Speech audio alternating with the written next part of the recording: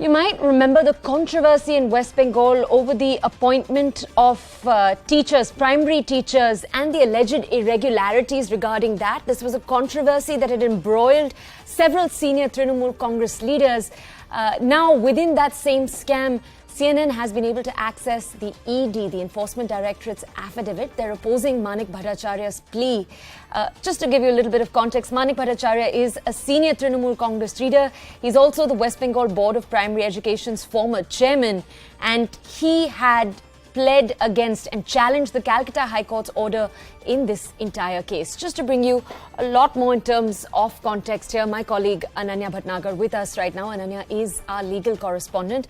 Ananya, good morning. Ananya, since we're starting the day with you on this story, before we get to the breaking, if you could just bring our audiences more context on the case itself. Who is Manik Bhattacharya? How has he been involved in this entire case? What has the Supreme Court had to say? And now tell us what the ED's affidavit had to say. Well, definitely. This is one of the biggest scams that has happened in the state of West Bengal, which is regarding the recruitment of teachers. In fact, the primary schools, in the primary board.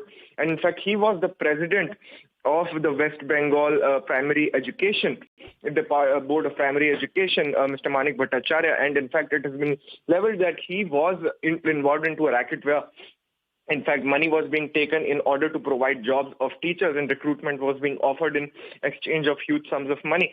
So the entire controversy revolves around this, and the ED investigation is with regards to the money trail that has happened into this particular case.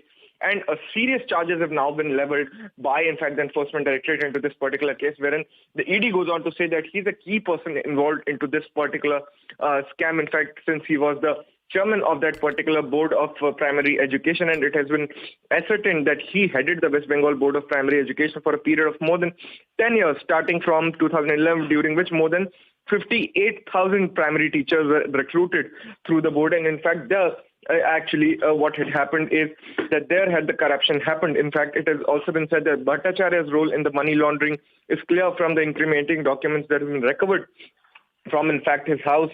There have been various digital and physical documents that have been recovered from his place. In fact, huge amounts of cash was also, recovered from his place. In fact, the probe reveals that illegal amounts was taken from the candidates to give them jobs.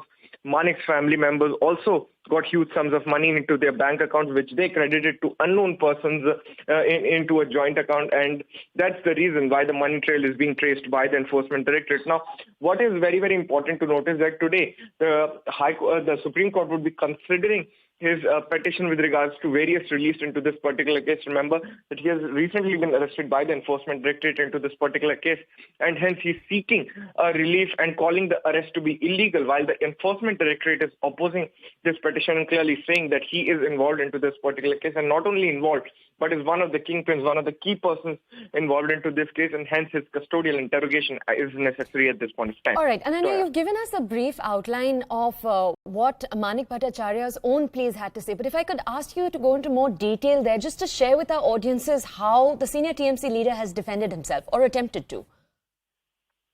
Well, he's trying to defend himself. He's filed various petitions, first before the Calcutta High Court, now before the Supreme Court of India. Remember that it is not only the Enforcement Directorate that is probing Manik Bhattacharya, but also the Central Bureau of Investigation. And now, since the ED action is on him, he's been arrested.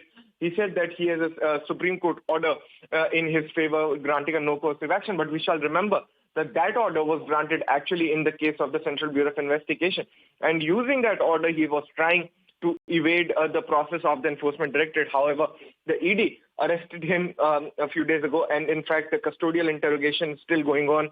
He is being confronted with various physical and digital documents which have been recovered from the various raids that have been conducted by the Enforcement Directorate. Now, where does the probe actually lie? That the Enforcement Directorate has said that the investigation with respect to the funds received in the various bank accounts of the accused person and the firms of his relatives is to be traced out to get the bottom of the entire recruitment scam. The investigation in respect of other high-value transactions is required to be done to unearth the money trail and to identify the proceeds of crime as defined under Section 21U of the PMLA.